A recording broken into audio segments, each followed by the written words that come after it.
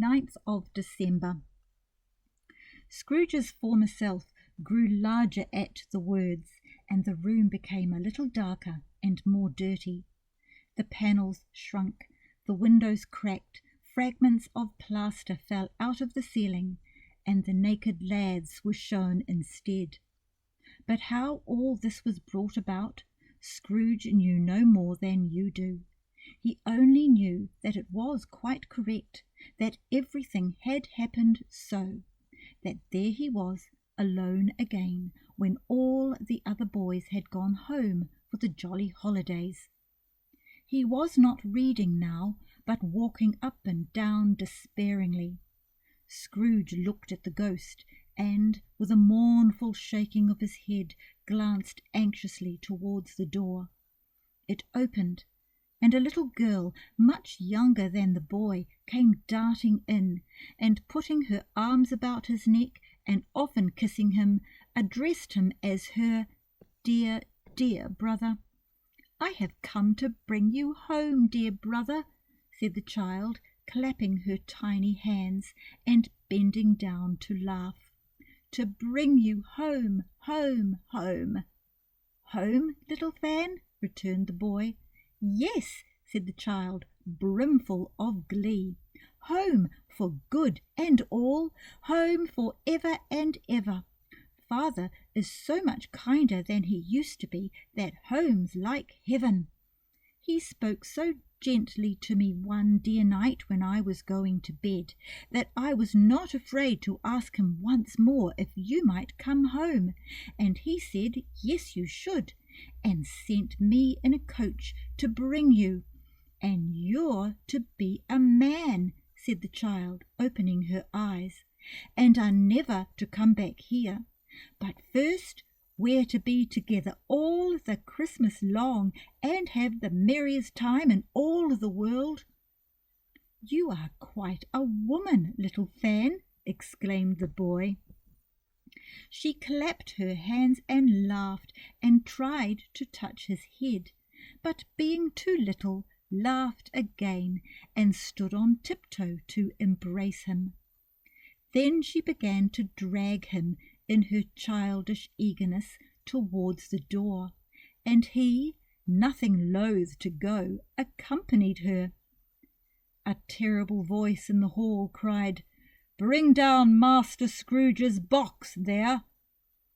And in the hall appeared the schoolmaster himself, who glared on Master Scrooge with a ferocious condescension, and threw him into such a dreadful state of mind by shaking hands with him. He then conveyed him and his sister into the veriest old well of a shivering best parlour that ever was seen, where the maps upon the wall, and the celestial and terrestrial globes in the windows were waxy with cold. Here he produced a decanter of curiously light wine, and a block of curiously heavy cake, and administered instalments of those dainties to the young people, at the same time sending out a meagre servant to offer a glass of something to the post-boy, who answered that he thanked the gentleman, but if it was the same tap as he had tasted before, he had rather not. Master Scrooge's trunk being by this time tied on to the top of the chaise, the children bade the schoolmaster good-bye right willingly, and getting into it, drove gaily down the garden sweep, the quick wheels dashing the hoarfrost and snow from off the dark leaves of the evergreens like spray. "Always a delicate creature, whom a breath might have withered," said the ghost, "but she had a large heart."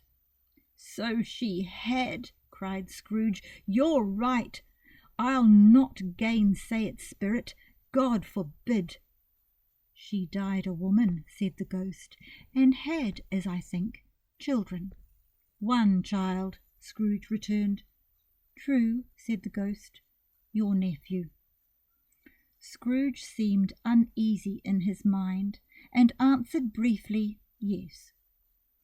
Although they had that moment left the school behind them, they were now in the busy thoroughfares of a city where shadowy passengers passed and repassed, where shadowy carts and coaches battled for the way, and all the strife and tumult of a real city were. It was made plain enough by the dressing of the shops that here too it was Christmas time again, but it was evening and the streets were lighted up. The ghost stopped at a certain warehouse door and asked Scrooge if he knew it. "Know it," said Scrooge. "Was I apprenticed here?" They went in. At the sight of an old gentleman in a Welsh wig sitting behind such a high desk that if he had been 2 inches taller he must have knocked his head against the ceiling, Scrooge cried in great excitement, "Why, it's old Fezziwig! Bless his heart, it's Fezziwig alive again!" Old Fezziwig laid down his pen and looked up at the clock, which pointed to the hour of 7.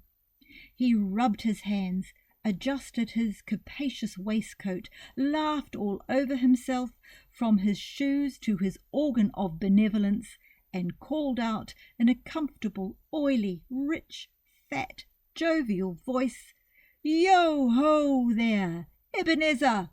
Dick!"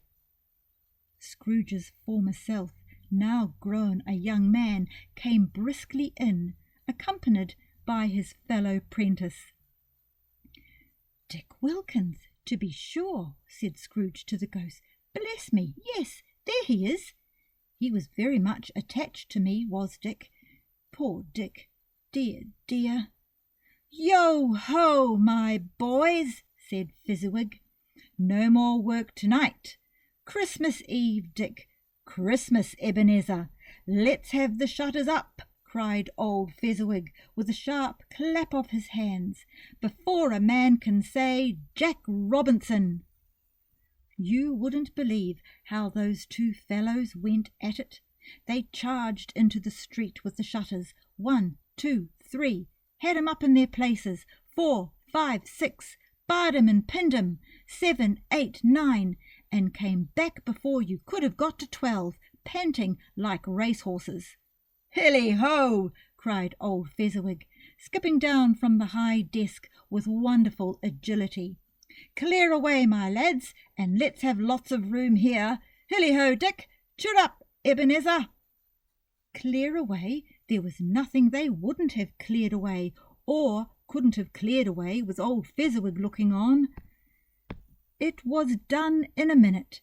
Every movable was packed off, as if it were dismissed from public life for evermore.